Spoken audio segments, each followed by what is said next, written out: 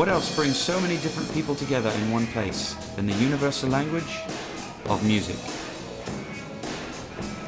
The history of music has been a Darwinian evolution of theory and performance, instrument and musician, art and science. The very first rhythms brought forth by early musicians came from primitive instruments.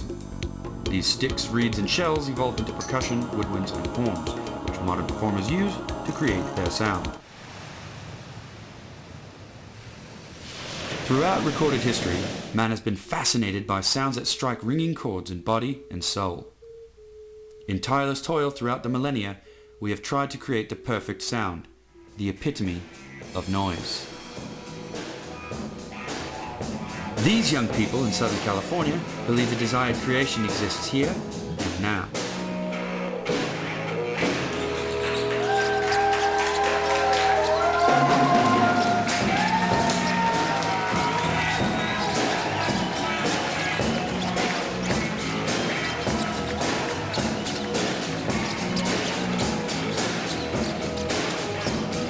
This unique instrument is revolutionizing modern rock and roll. Perhaps man's quest has finally come to an end with the discovery of the udder.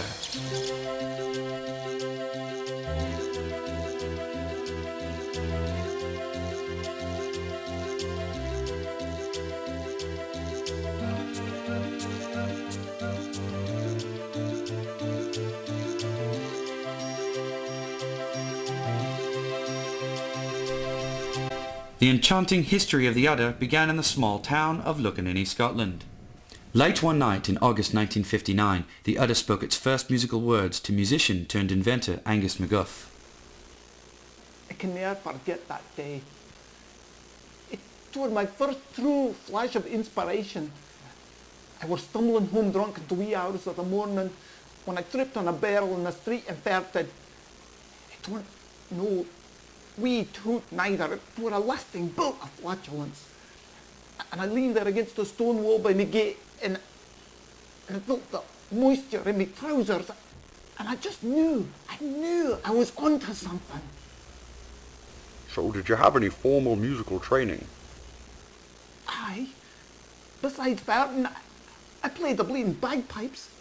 Everyone plays the bleeding bagpipes. So what inspired you to create a new instrument? Rock and roll. It's the rage. It's gonna be huge, I tell you. Huge. And you can't play rock and roll on the bleeding bagpipes, can you now? So you invented the udder. That I did. I always hated the bleeding bagpipes. I really liked cows. Unfortunately, Angus didn't live to see his invention skyrocket into popularity. He died under mysterious circumstances during the Great Inverness Stampede of 1962. From the clubs of Glasgow, word of the udder spread like Catholics. It was there that master udderist Lionel Pout first picked up an udder. Well, you know, I started out as a rock maracas player, but I wasn't very good. Actually average. But then we were touring Scotland with the Passing Stonehenges. In the middle of their set, their lead percussionist comes out with this most remarkable thing. I mean, when I first heard the sounds, I knew it was for me.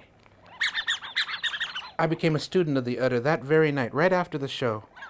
And to this day, I continue to be a student of the melodic, intricate sounds of the udder.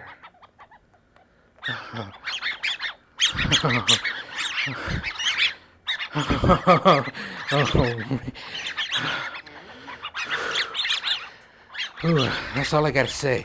The novel sounds of the udder soon made their way across the Atlantic. It must have been in 1964 or 1965.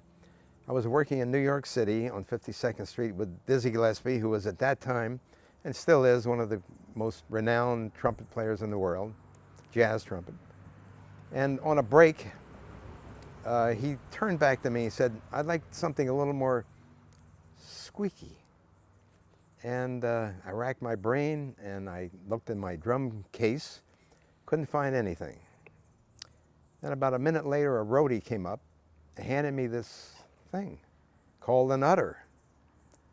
I played it, I loved it, Dizzy loved it, and I never touched the drumstick again. And that's when I knew he was the man for me. Although most udders today are still handmade from natural materials, technology marches on as scientists and engineers constantly look for new ways to improve the udder. We have gone beyond the simple materials Angus MacGuff found in his pants. Using rubberized Teflon developed by NASA for space travel, we have perfected the tonal resonance of the individual teeth. And don't forget to mention the new whistle. Well, what are you talking about? You know, the whistle, the thing that makes the noise. The Well, the whistle. well, where do we get that part? Well, you don't know? Well, I'm on TV here. I'm being interviewed. Why'd you bring it up? Oh, excuse me, you're the expert. Now, when you say the whistle, are you meaning the twa? Because if you're meaning the twa, you should say the twa. I mean the whistle, because that's what makes the noise. The whistle, the whistle. The whistle, well, we don't call it the whistle. This is science. This is science. Despite certain setbacks, technology is determined to fill the ever-increasing demand for the udder.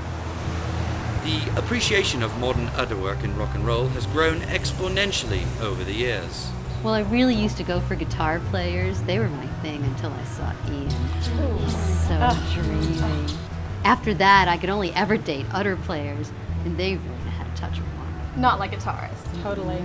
What about drummers? Ew, you've got to be kidding. What? Wham, bam, thank you, ma'am. Yeah, come on, So we gotta go. Bye. We'll see you But later. not everyone is a fan of the udder's increasing popularity. Oh, I freaking hate it now, don't I? I mean, I'm a classically trained musician. These guys are out there with they get all the chicks. It's not fair. I mean, it's not like playing guitars falling off a bridge. Neither is narrating documentaries. Until now, guitarists have been the most desired musicians in rock and roll bands. How do you intend to cope with this new competition? Well, there's only one thing I can do now, isn't there? What's that? Bloody practice. But mastering the udder takes years. Just where do these udder musicians come from? How does one receive the training required to become an udder professional?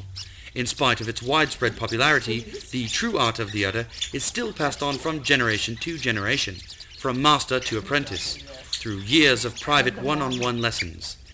Many students apply, but only an elite few promising individuals are selected to study under one of the 12 recognized Grand Masters.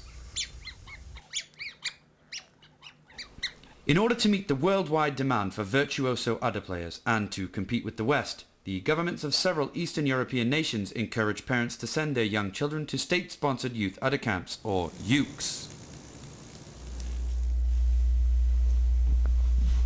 Here at the Fort of New York, we are training tomorrow's virtuosos today.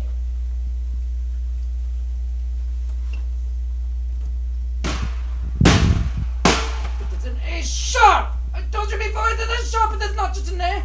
I will teach you to do your others! Though such methods may seem extreme, this training produces some of the finest musicians the world has ever known.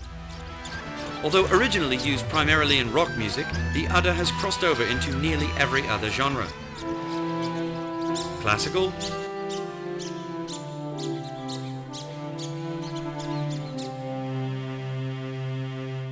country,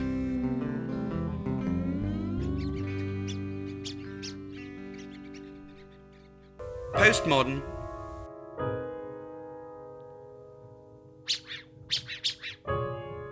jazz,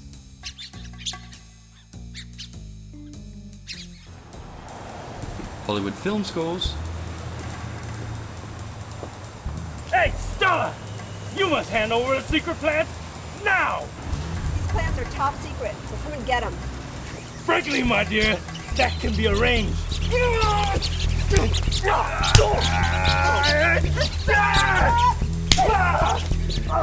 and Gregorian chant.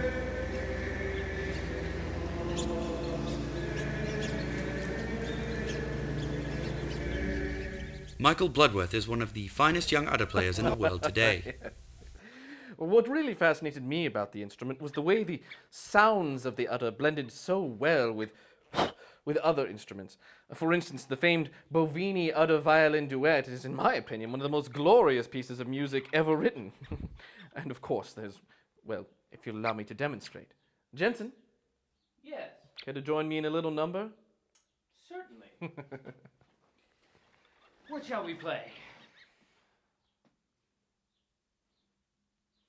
Honky tonk.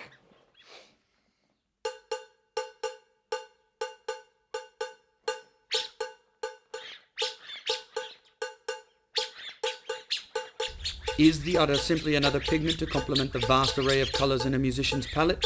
Or does it generate the penultimate sound, the epitome of noise for which man has searched all these years? Either way, the art of music will certainly never be the same again.